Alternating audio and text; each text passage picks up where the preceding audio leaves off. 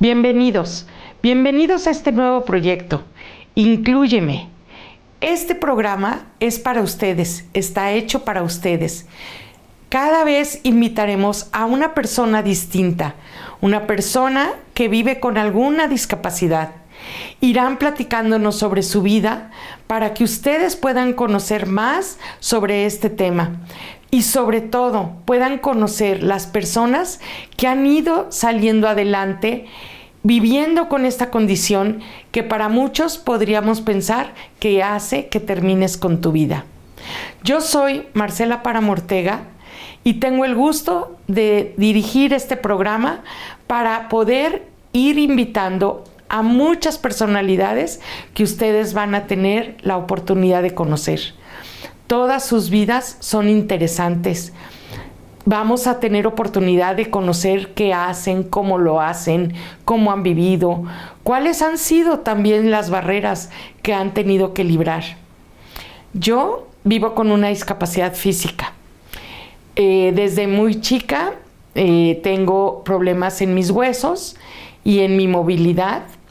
Yo tengo raquitismo hipofosfatémico, es una enfermedad congénita, hereditaria, que ha ido provocándome diferentes limitaciones. Desde muy chica fui operada, tuve varias cirugías para poder corregir las curvaturas que se hacían por la fragilidad de mis huesos. Y llegó un momento en que ya no me era posible seguir caminando sin utilizar muletas, andadera o en ocasiones silla de ruedas. Así que bueno, esta es mi condición de vida, pero como ustedes ven, y ahorita les platicaré, nunca me ha limitado. Yo tengo esta discapacidad, pero la misma discapacidad me ha ayudado en mi trabajo. Durante más de 37 años me dediqué a la educación de niños y jóvenes con discapacidad. Tuve una escuela y ahí tuve la oportunidad de poder ayudar a muchos niños, a muchos jóvenes y a sus familias a que tuvieran educación preescolar, primaria y secundaria, incorporada a la Secretaría de Educación. Así que los chicos iban ahí todos los días, iban avanzando académicamente y teníamos oportunidad de formar una gran familia que fue el Instituto Marce Páramo. Solamente la pandemia acabó con nosotros. Pero voy a platicarles un poco más de esto y me voy a ir por orden. Voy a empezar a platicarles por cómo fue mi infancia. Como les decía yo, mi enfermedad es congénita, entonces desde que empecé a caminar fue notorio que tenía fragilidad en mis huesos, que no pisaba bien, que tenía las curvaturas en la tibia y el peroné, por lo cual desde muy chica tuve que utilizar aparatos. Pero en mi casa eso era como ponerte un arete, como ponerte el moño en el cabello. Era como otro instrumento, otra herramienta con la cual tú tenías que seguir tu vida. Entonces nunca me hicieron sentir diferente. Mis padres siempre me apoyaron, mis hermanas. Yo aprendí inclusive a jugar fútbol con todo y yeso, porque mi hermano, el más pequeño, era futbolista de hueso colorado y entonces pues yo tenía que jugar fútbol con él.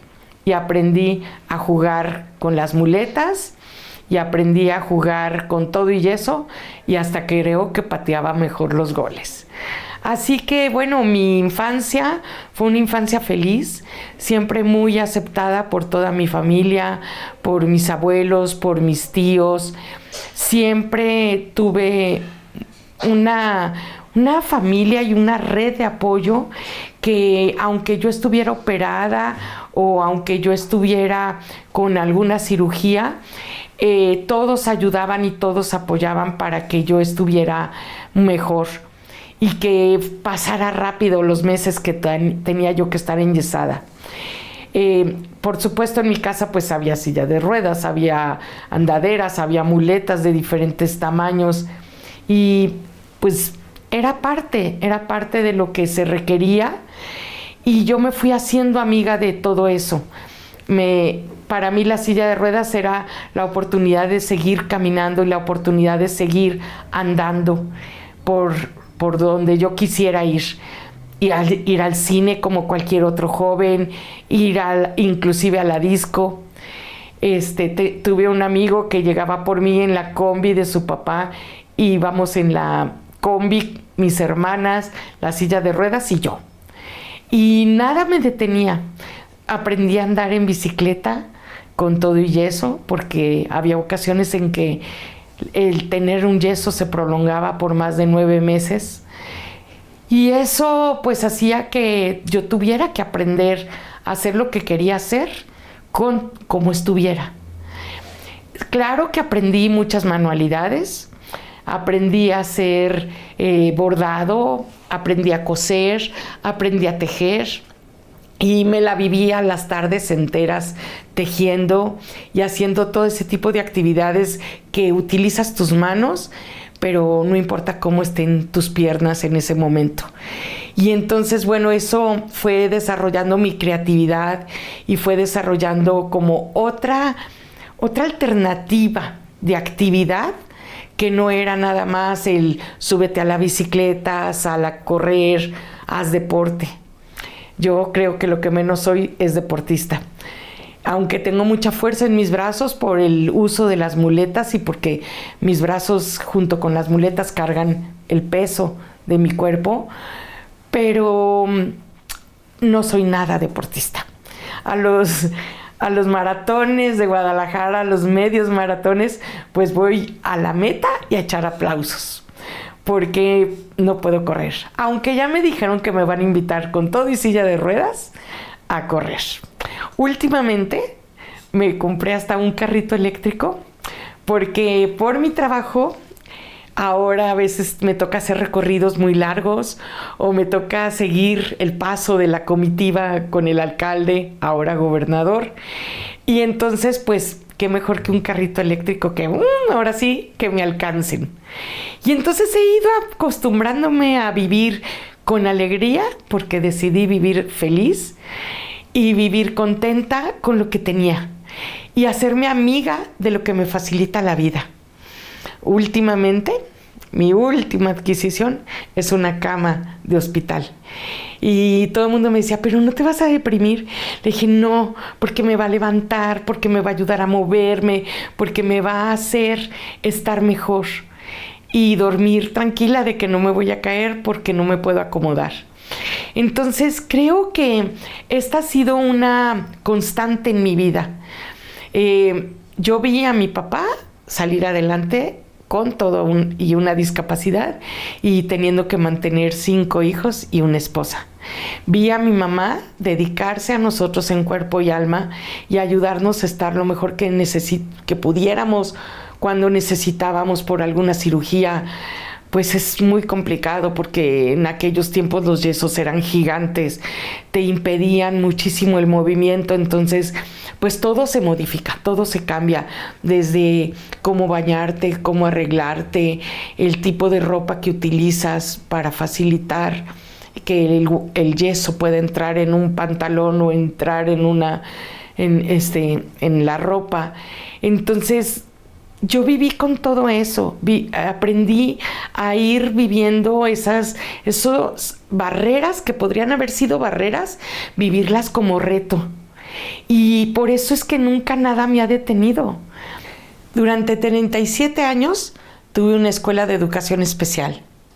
Ahí recibíamos niños, jóvenes que requerían una educación especial, que por su discapacidad era muy complicado que estuvieran incluidos dentro de una escuela regular.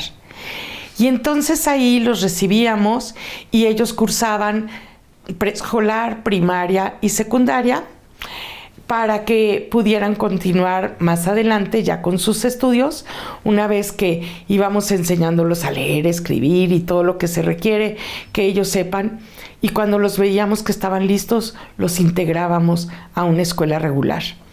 Los estudios estaban avalados por la Secretaría de Educación, porque ahí éramos lo que hoy le llaman Centro de Atención Múltiple. Y los estudios de los jóvenes y de los niños estaban bien incorporados a la Secretaría y tenían su validez oficial. Después de eso, yo me dediqué, me invitaron a ser regidora en el Ayuntamiento de Zapopan, en la segunda administración de Pablo Lemus. Ahí recibí la llamada de la invitación, fui feliz. Para mí fue una gran oportunidad de poder ser alguien que desde la discapacidad dice lo que alguien con discapacidad requiere en su ciudad. Entonces ya mucho se había hecho porque el actual gobernador ya había establecido las banquetas incluyentes y había establecido muchos avances en cuestión de discapacidad, pero llegué a reforzar esta parte ya con reglamentos, con un reglamento de accesibilidad universal y poder inferir más a detalle en lo que requiere una persona con discapacidad. Y no solamente la discapacidad física, que es donde de repente podemos dar más apoyos y más ayudas porque es visible, sino en otras discapacidades que no son tan visibles. Y después de esto me dieron la oportunidad, el mismo gobernador me dio la oportunidad de irme al Ayuntamiento de Guadalajara, a la Dirección de Inclusión. Ahí tuve la oportunidad de crear programas sociales para las personas con discapacidad. Y tuve también la oportunidad de llevar otros programas junto con el Banco Interamericano de Desarrollo, todo en beneficio de la ciudadanía que tiene y vive con una discapacidad. Actualmente mi cargo es en la Secretaría de Educación, que estoy dirigiendo también una dirección de inclusión para toda la Secretaría de Educación Jalisco. Nos vamos a ir a un corte y terminando este corte seguimos platicando de todo lo que he podido yo hacer en esta vida.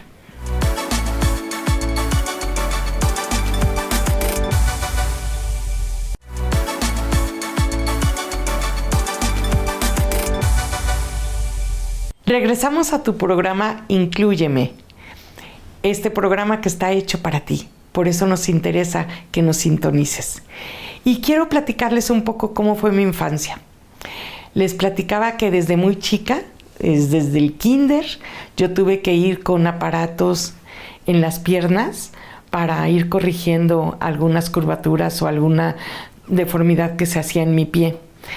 Y mi maestra fue sumamente inteligente y le buscó la forma de darle la vuelta a las miradas de los niños, porque en lugar de decir, ay sí, pobre, miren, es que ella tiene que venir con estos aparatos, ella les dijo, es que Marcela se está preparando porque ella va a ser alguien muy grande en esta vida. Inclusive si ella quiere ser astronauta, si ella quiere ser maestra, si ella quiere ser ingeniera, y se está preparando para eso.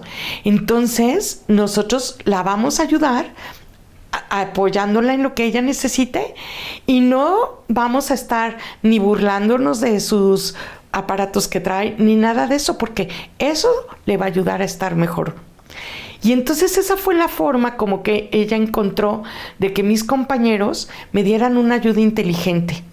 Y fue, yo creo que la primera barrera que tuve que librar. Porque en mi casa todo era distinto. En mi casa, mis primos, fuimos de familia muy grande. Simplemente en mi casa éramos 5 y tenía muchos primos de ambos lados, tanto de la familia de mi papá como la familia de mi mamá. Y entonces todos mis primos pues me veían como a cualquiera, no hacían ninguna distinción. Y si acaso yo estaba enyesada o tenía que guardar reposo, entonces el tipo de juegos era distinto y se acoplaban, pero nunca me dejaban fuera de las actividades que se tenían que hacer. Iba yo al mar, aunque no me metiera al mar. Iba yo a las excursiones o a los paseos, iba a Chapultepec porque íbamos mucho a México a visitar a la familia de mi mamá. Iba yo a Chapultepec, aunque estuviera yo enyesada o aunque estuviera yo con aparatos, veían la forma de poderme llevar a todo lo que yo quisiera ir. Por supuesto, iba de compras. como buena mujer, iba de compras y lo hacía en silla de ruedas. Y yo aprendí que todas esas herramientas, todos esos instrumentos me facilitaban la vida. Entonces, para mí era fácil aceptar tener todo eso. En la escuela, pues mi mamá puso el ejemplo de lo que son adecuaciones curriculares, porque claro que esa palabra no existía, pero mi mamá vio que la silla que me habían puesto en tercero de primaria era la única silla que estaba como a mi altura y que no me hacía que me quedaran las piernas colgadas. Entonces esa silla me acompañó desde tercero de primaria hasta la secundaria y hacían que mi escritorio fuera distinto, pero no me lo hacían sentir como algo negativo, sino como algo que me facilitaba la vida. Entonces era suplir una que pudo haber sido una barrera arquitectónica o una barrera en cuanto a la actitud de mis maestros o de mis compañeros, pero como no lo manejábamos como algo especial y algo que era malo, sino como algo positivo, algo que me iba a ayudar a tener mejor calidad de vida. Entonces, pues bueno, sí era distinta, pero gracias a que me hacían eso distinto, yo podía tener mejor calidad de mi día. No me dolían las piernas porque las podía tener sobre el piso, yo alcanzaba bien el pupitre. Entonces fue algo que yo le encontré lo bueno. Cuando tuve que ir enyesada, pues o una de dos, o mi salón estaba en planta baja o me subían cargada. Y mi mamá iba al colegio y pedía este tipo de apoyos para que yo pudiera continuar los estudios sin tener que perder el año escolar, porque en ocasiones estaba hasta 9 meses enyesada y eso podría haberme hecho perder un ciclo escolar.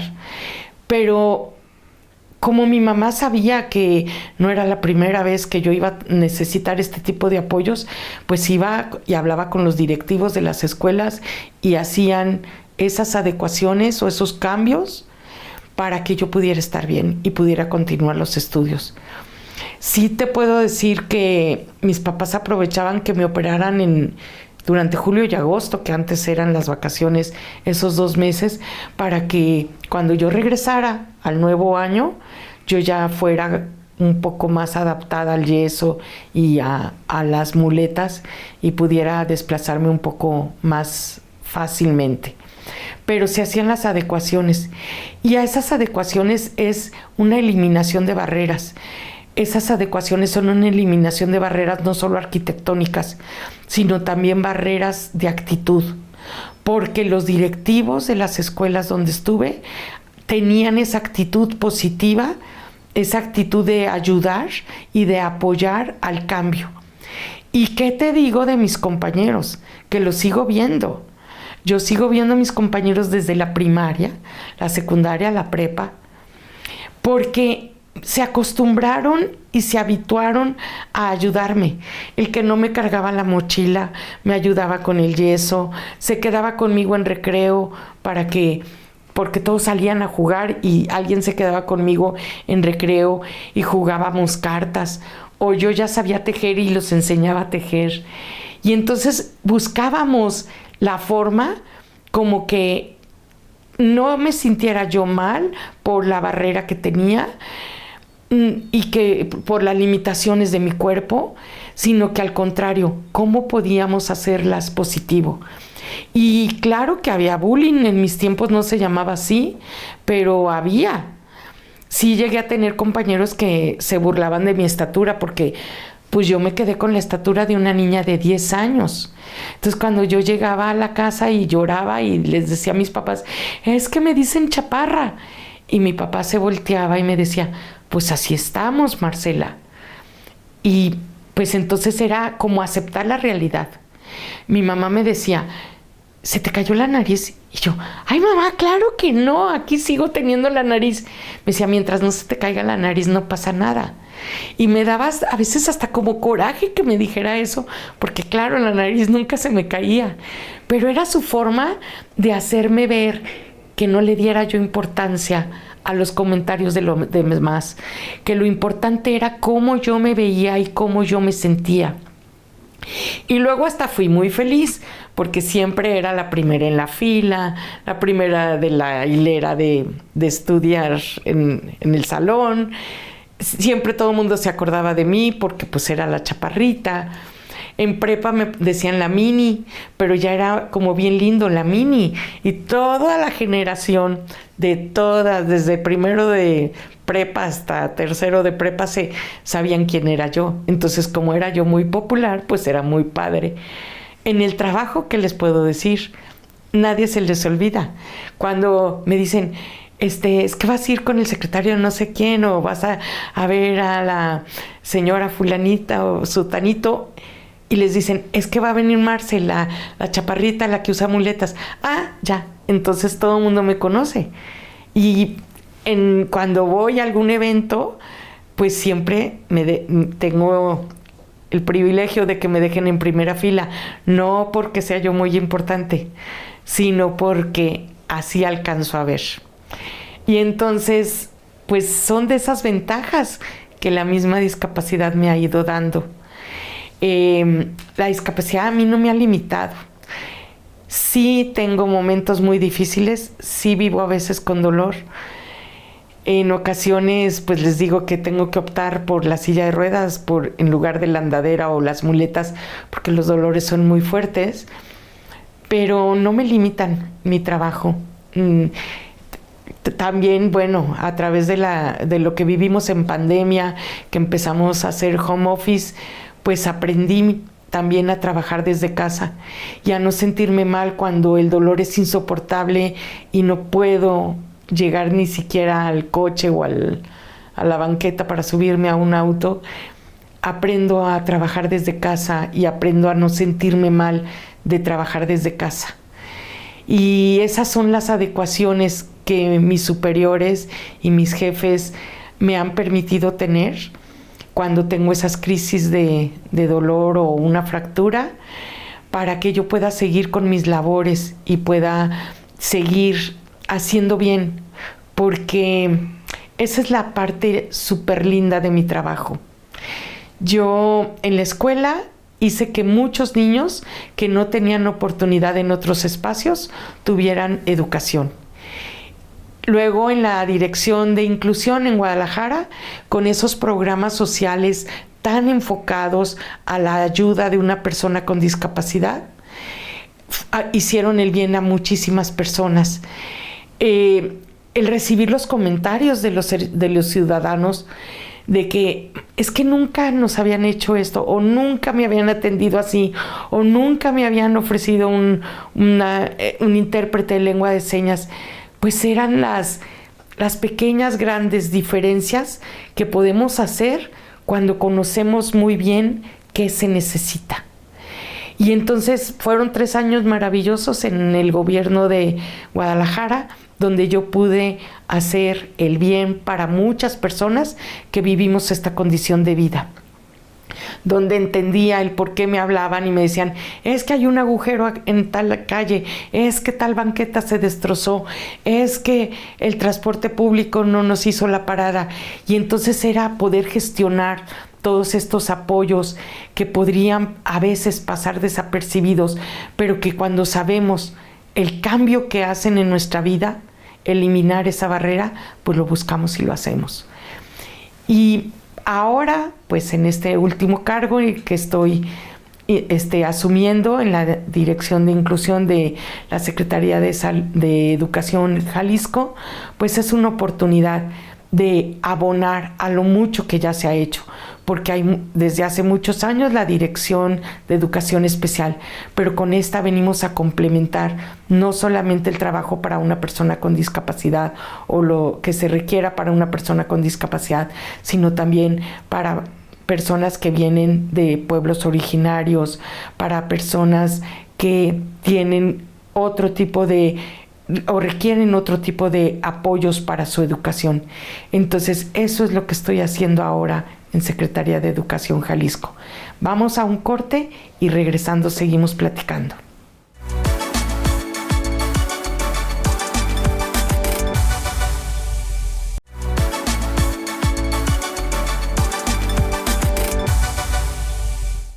Seguimos en tu programa Inclúyeme. Y ahorita quiero tocar el tema de a qué nos enfrentamos, cómo es el día a día de una persona con discapacidad, cómo es que yo puedo continuar trabajando a pesar de lo limitado de mis movimientos. Y quiero platicarles, hay 3 barreras que nosotros tenemos que eliminar.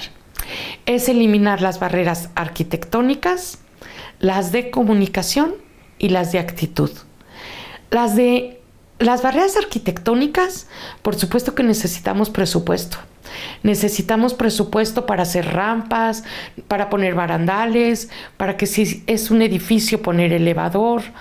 Necesitamos también presupuesto para adecuar los baños, para adecuar los espacios, sobre todo los espacios públicos, que es donde nos moveríamos teniendo que trabajar.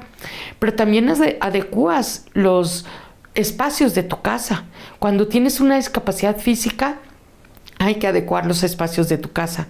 Y qué mejor que si vas a comprar una casa, estuviera ya adaptada, que ya estuviera con los lineamientos de arquitectura universal, para que Dios no lo quiera, pero que en un momento de tu vida tuvieras una discapacidad, ya fuera permanente o fuera por un tiempo, porque te fracturaste, porque te lastimaste, pues que tu casa estuviera hecha para poderte desplazar sin tener que abrir más espacio en una puerta o bajar tu recámara a la planta baja de la casa, sino que pudiera haber estos espacios hechos para todos.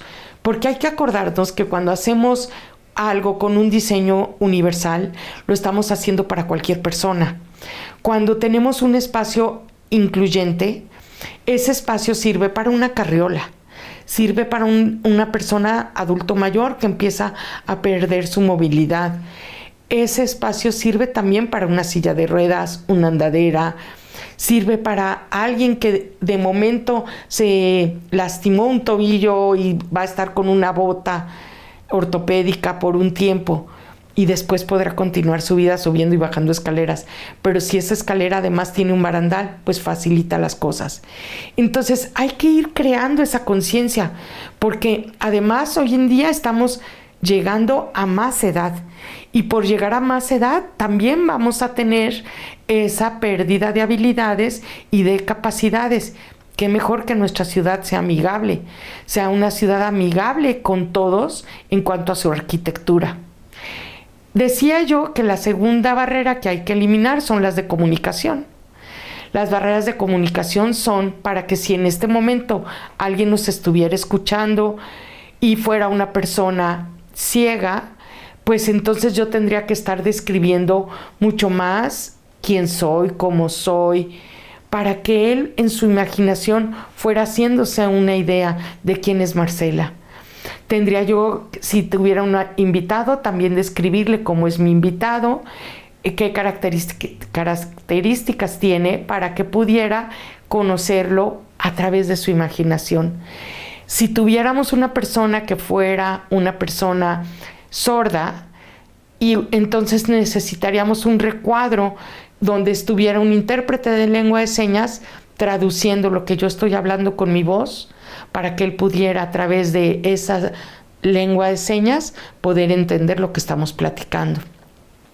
Y por último, las barreras que no dependen del dinero, las barreras que no requieren un presupuesto, que requieren solamente nuestra voluntad. Esas barreras son las barreras de actitud. Y esas barreras de actitud las ponemos la persona que tiene discapacidad, pero también la pone quienes nos rodean. Las barreras de actitud personales las tenemos nosotros que eliminar. Tenemos que ser agradecidos, tenemos que ser amables, tenemos que saber que si alguien nos brinda la ayuda, no es por menospreciarnos ni por decirnos que no podemos hacerlo, sino con ese deseo de ayudar y de apoyarnos. Entonces, lejos de contestar de una manera desagradable, tenemos que contestar con gratitud, con amabilidad, con una sonrisa, porque les aseguro que esa persona que ofreció ayuda, lo único que quiere es vernos mejor. Y las barreras de actitud por parte de los que nos rodean son esas oportunidades que tienes para ayudarnos a estar mejor.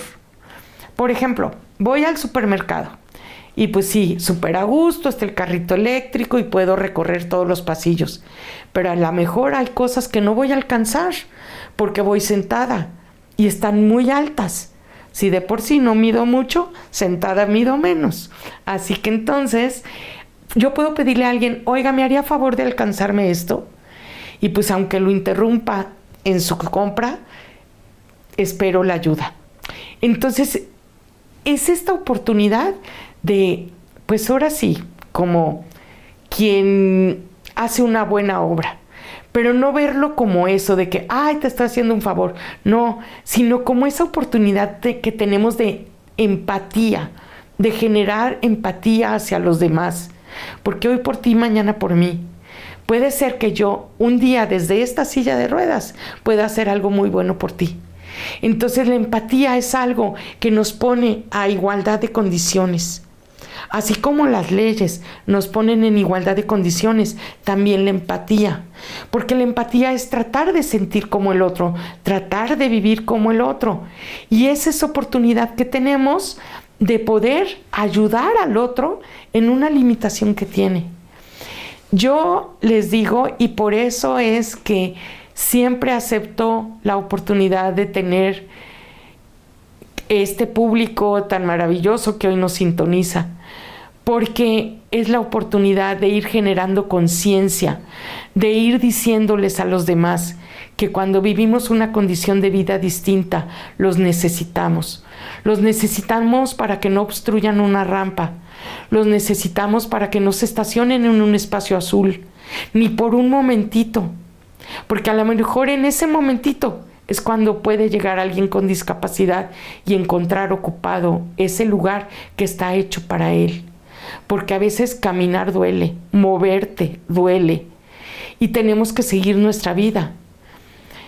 Y entonces esas ayudas, como es el espacio azul, como es el gancho de estacionamiento, como es la oportunidad de tener un elevador y que no se sature el elevador con carriolas, sino que dejen primero el paso a una persona con discapacidad, pues son las oportunidades que tenemos de poder continuar nuestra vida y sentirnos mejor. Y esas barreras de actitud son fáciles de quitar, pero tiene que haber esa buena voluntad de la persona. Yo he tenido la ventaja, he tenido el privilegio de ser vista por mis capacidades y no por mis limitaciones. Entonces en mis trabajos me han buscado el estacionamiento más cerca a la puerta o más cerca al elevador, o han buscado que yo pueda tener la oportunidad de llevar mi silla de ruedas, mi andadera, mi carrito, todos los armatrostes que uso para moverme mejor.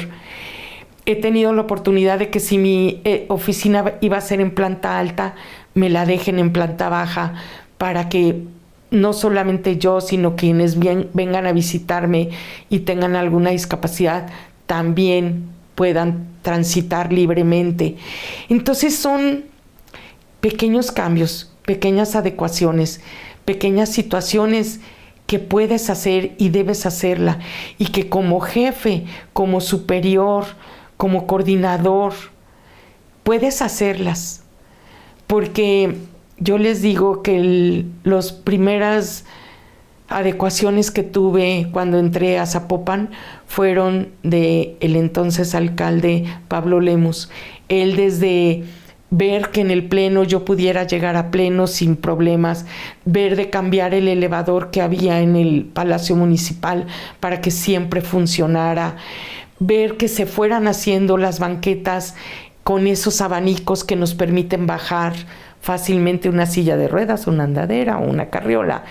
Toda esta empatía que él ha tenido desde que fue alcalde de Zapopan, que fue alcalde de Guadalajara y por supuesto ahora que es gobernador de nuestro estado. Todo eso ha hecho que muchas personas podamos seguir con nuestra vida o que facilite nuestra vida.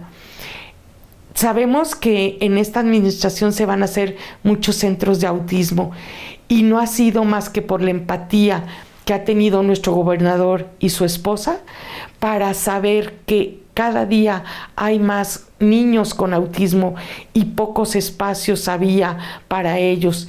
Y entonces el generar estos nuevos centros de autismo, como el que ya está en Zapopan, como el que está en Guadalajara y como el que ya se inició en Tepatitlán, no es por moda, no es por querer lucir, es por cubrir una necesidad y es por también estar en igualdad de derechos que cualquier otro niño de Jalisco.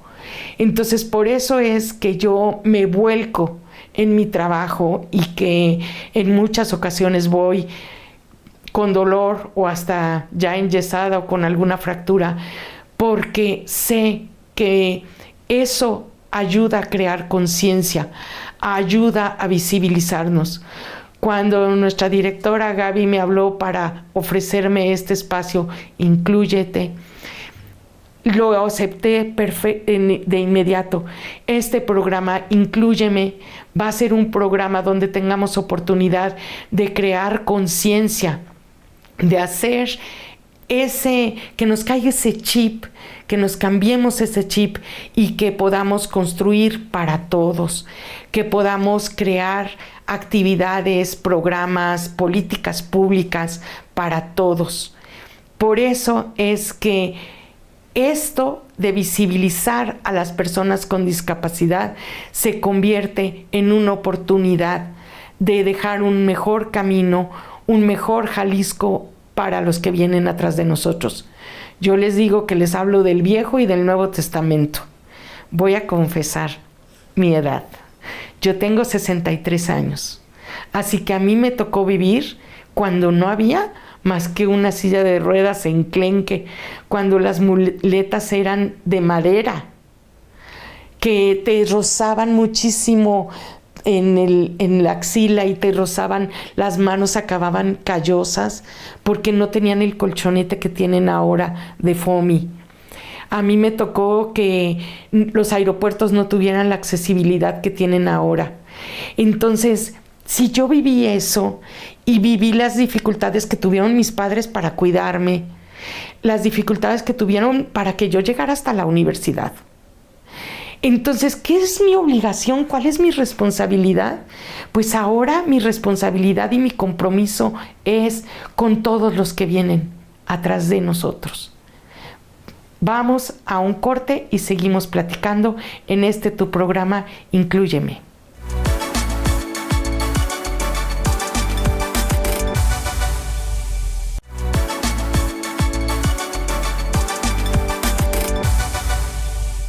Seguimos aquí en tu programa Inclúyeme. Y en este bloque quisiera platicarles lo que mucha gente me dice y a mí a veces me cuesta creerlo. Y me cuesta creerlo porque me dicen, Marce, es que tú me inspiras. Cuando yo me siento mal o cuando yo tengo algún problema, me acuerdo de ti, me acuerdo cómo te mueves, cómo haces para seguir trabajando, cómo tienes esa sonrisa, cómo ves llover y dices, pero va a salir el sol. Y eso me inspira. Dice, ¿y cómo has logrado ser un líder y que tanta gente esté siempre pendiente de lo que estás haciendo y de qué otro proyecto traes? Porque saben lo que has logrado y lo que has hecho en tu trayecto de trabajo. Y entonces, pues a mí me cuesta trabajo pensar que una vida común y corriente inspire, pero mis amigos me dicen que no es común y corriente. Y quizás yo he aprendido a ver mi discapacidad como algo común.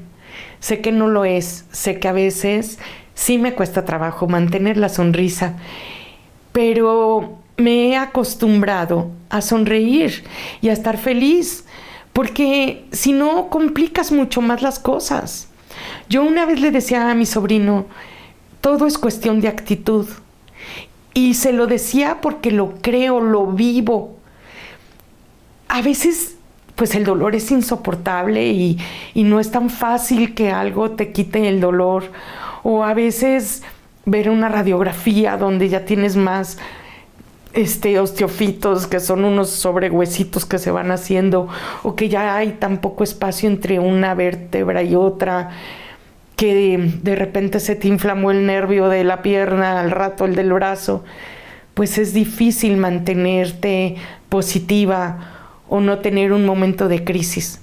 Claro que los tengo, claro que lloro, claro que me caigo, pero lo importante, y como también se lo dije a mi sobrino, es cuántas veces te caigas, cuántas veces te levantas. Porque mientras estemos en esta vida, tenemos que seguir adelante y tenemos que levantarnos con ánimo para salir adelante. A mí me gusta arreglarme, soy súper presumida, me gusta el vestidito, el moño, el arete, todo, porque me gusta verme bien, porque quiero estar bien. Y entonces eso es lo que ha ayudado a que yo continúe trabajando. Muchas personas me dicen, es que ya busca tu jubilación. Yo les digo, no, espérense. Y claro, a mis 63 estoy cerca de jubilarme, pero yo quiero jubilarme el día que yo pueda decir, me quedo tranquila porque dejé un Jalisco incluyente. Me quiero jubilar el día que yo sepa que las personas con discapacidad tienen una mejor calidad de vida. Quiero jubilarme el día que me digan, Marcela, es que te oí en una entrevista de radio ayer y ahorita te vi en el súper y ya sé que eres tú. Me dice, entonces, ese día que te identifiquen y que te digan, te ayudo, porque yo oí que te cuesta trabajo alcanzar cosas en el súper, pero que no lo hagan solo para Marcela, que lo hagan para cualquier persona que vive con una discapacidad. Vivir con una discapacidad no es fácil. Pasas por momentos de crisis, por cubetazos de agua helada. Cuando eres papá de una persona con discapacidad, sufres doble, porque sufres por ti y sufres por tu hijo.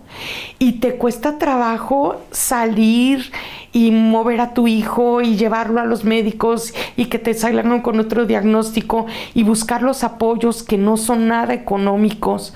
Las terapias son costosas y las que tenemos de gobierno a veces son listas de espera porque somos muchos y no hay presupuesto que alcance. Y porque no todos nuestros gobernantes tienen esa sensibilidad. Yo, por ejemplo, digo, qué padre que haya una pensión para personas con discapacidad y que a nivel federal puedas tenerlo, pero 3,000 pesos bimestrales no te sacan de un apuro, no es para sostenerte. Entonces una persona con discapacidad tiene que seguir trabajando y ese es donde tenemos más rezago. Hay pocos espacios donde una persona con discapacidad pueda trabajar. Entonces, ¿qué mejor que como empleador, como gerente, como empresario, puedas dar oportunidad a que alguien con discapacidad trabaje? Así como me la han dado a mí en gobierno, pudiera haber muchas más otras personas trabajando con discapacidad. Recuerden que la discapacidad no solo te llega de nacimiento, la discapacidad puede llegar en cualquier momento de tu vida. Entonces, qué mejor que estemos preparados. La discapacidad puede llegarle al jefe, puede llegarle al gerente de la tienda, puede llegarle al director de una empresa. Y qué mejor que pueda continuar con su labor con su discapacidad. Porque a veces nuestra discapacidad es física, es de comunicación, es de visión. Y podemos seguir siendo útiles, aún teniendo una discapacidad psicosocial, una discapacidad como podría ser el autismo, como podría ser una discapacidad intelectual. Hay algo que vas a poder hacer y ese algo lo vas a hacer tan bien que no tienen por qué negarte la oportunidad del trabajo, la oportunidad de seguirte preparando académicamente, de ir a una escuela, como van tus hermanos, como van tus tus primos. Tú no tienes por qué limitarte por haber nacido con una condición de vida. La ley nos pone en igualdad y hay que hacer valer esa ley. Entonces es importantísimo que quienes tenemos discapacidad sepamos de nuestros beneficios que tenemos a través de la ley, que lo sepamos hacer valer de buen modo, sin exigencias, sin malos modos, sin marchas horribles gritando y exigiendo, sino con una marcha decente, una marcha propositiva, una marcha que nos visibilice, porque a veces no es que haya mala voluntad y no nos quieran dar el trabajo o no lo quieran, es que lo desconocen nuestras necesidades, desconocen que requerimos un trabajo, que necesitamos seguir viviendo y seguirnos manteniendo. Entonces visibilicemos la condición de vida que tenemos, que ya está visibilizada en la ley, y ahora nada más hagamos cumplir esos derechos. Y quienes no tienen discapacidad, quienes están viendo hoy este programa que está hecho para ti, está hecho para crear esa conciencia, para generar esa empatía. Escucha la vida de Marcela, pero también escucha la vida de muchas otras personas que vamos a ir invitando y que tú vas a ver cómo han salido adelante. Sí, brincando y sorteando y haciendo a un lado las barreras, pero con el apoyo y la buena voluntad de los que nos rodean, hemos logrado continuar con nuestra vida sin detenernos. Yo puedo decirles que me siento sumamente orgullosa de haber tenido una escuela durante 37 años. Y todos los chicos que pasaron por esa escuela, que aún hoy en día me hablan sus papás o me hablan ellos mismos o me siguen en el Face, y me encanta saber de ellos. El otro día me habló un chico y me dijo: Marce, quiero irte a presentar a mi esposa porque gracias a todo lo que me enseñaste, soy hoy el hombre que soy. ¿Y tú crees que eso no te llena de orgullo? De haber cambiado esa vida. Y por ejemplo, mi paso ahora en cuestiones de gobierno, mi paso por Zapopan, saber que me hablan a veces hasta las guardias de seguridad, los policías, y que se recuerdan de cómo a veces me ayudaron a subir las muletas, a subir la silla o a bajar el carrito. Los jardineros que están en la rotonda de los Jaliscienses Ilustres, que paso en mi carrito y me dicen: adiós, licenciada. Y qué padre que exista amistad, este compañerismo. Yo trabajé mucho en Guadalajara con la policía de Guadalajara. Todas las semanas iba a dar capacitación a la Academia de Policía. Y me los encuentro y se acuerdan y me dicen: ya puse en práctica lo que me enseñó. En bomberos, en protección civil y bomberos, también trabajamos mucho con ellos para dejar un protocolo de atención para personas con discapacidad. Durante todo el camino del paseo al Fray Antonio Alcalde hay unos códigos de colores que se llaman Navilens, y esos los establecimos mientras estuve yo en Guadalajara. Y son de esas cosas que quedan para beneficio de la ciudadanía y que quedan para beneficio de todas las personas que transitan por nuestra ciudad. Qué mejor que transiten en esa ciudad amigable para todas y para todos. Y eso es lo que queremos a través de este programa, que ustedes van a ir conociendo cada vez más a diferentes personas con discapacidad y que podrán tener la oportunidad de platicarnos de su vida, de las barreras, pero sobre todo de cómo logramos librar esas barreras y convertir nuestra vida en algo positivo y proactivo, y con ese ánimo de seguir la vida, porque mientras estemos aquí, eso es lo que tenemos que hacer: seguir viviendo y vivir felices. Yo soy Marcela Páramo y ha sido un gusto estar con ustedes.